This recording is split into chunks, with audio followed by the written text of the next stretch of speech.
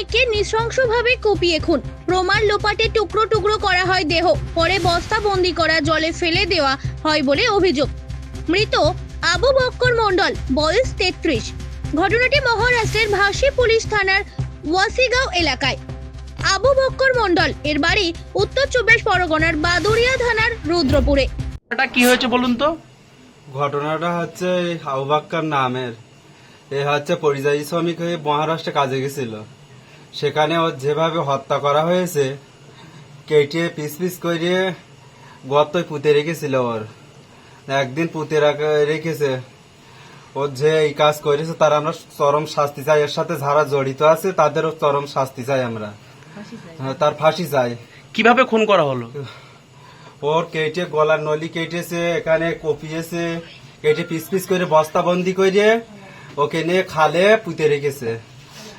যে এই করেছে তার চরম শাস্তি চাই আমরা, ফাঁসি চাই। আচ্ছা, কি করতে গেছিল ওখানে? এ রাজমিস্ত্রি কাজ করতো পরিযায়ী শ্রমিক হয়ে। কোথায় গেছিল? মহারাষ্ট্রে। মুম্বাই না মহারাষ্ট্রে? মুম্বাই। আচ্ছা, মানে আপনারা কি চাইছেন এখন? আমরা চরম শাস্তি চাই। যে যে খুনির সাথে জড়িত তাদের চরম শাস্তি চাই আমরা। এই বাংলা থেকে একজন পরিযায়ী শ্রমিকের এরকম ভাবে বারবার পরিযায়ী শ্রমিকদের প্রতি আক্রমণ, এটা কিভাবে দেখছেন আপনারা? এটা ভীষণ খারাপ ভাবে দেখছি আমরা। আমরা দিদির কাছেও অনুরোধ করছি যে দিদি, এই পরিযায়ী শ্রমিক বারবার এরকম খুন হচ্ছে, আপনারা একটু দেখুন। বারবার এইভাবে যেভাবে নৃশংসভাবে হত্যা করেছে, ভাষায় প্রকাশ করা যাবে না। বেশ কয়েক বছর হলো মহারাষ্ট্রে শ্রমিকের কাজ করে, মূলত রাজমিস্ত্রির কাজ করত সে। সেখানে তার স্ত্রীকে নিয়ে সে বসবাস করত। গত রবিবার 20 জুলাই সন্ধ্যার পর থেকে আবু বক্কর মণ্ডলের কোনো খোঁজ পাচ্ছিল না তার পরিবার। মোবাইলে সুইচ অফ বলছিল। সেই দিন এবং পরের দিন খোঁজাখুঁজির পর না পাওয়া গেলে স্থানীয় ভাসি থানায় অভিযোগ দায়ের করে তার পরিবার। এরপর ভাসি থানার পুলিশ তদন্তে নামে। গত মঙ্গলবার সে যেখানে থাকতো তার থেকে বেশ কিছুটা দূরে একটি ডোবার ভেতরে বস্তাবন্দি অবস্থায় টুকরো টুকরো করা তার দেহ উদ্ধার করে পুলিশ।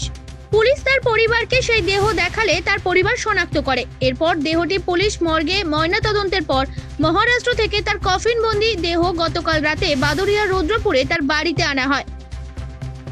দেহ বাড়ি ফিরতেই কান্নায় ভেঙে পড়ে তার মা বাবা সহ তার আত্মীয় পরিজনরা। তার পরিবার দোষীদের দৃষ্টান্তমূলক শাস্তির দাবি করছেন। পাশাপাশি পরিযায়ী শ্রমিকদের উপর এরকম অত্যাচার, এমনকি খুনের ঘটনা ঘটেছে কেন সে বিষয়েও মুখ্যমন্ত্রীর কাছে কাতর আবেদন করেছে তার পরিবার। রাতেই তার দেহ দাফন করা হয়।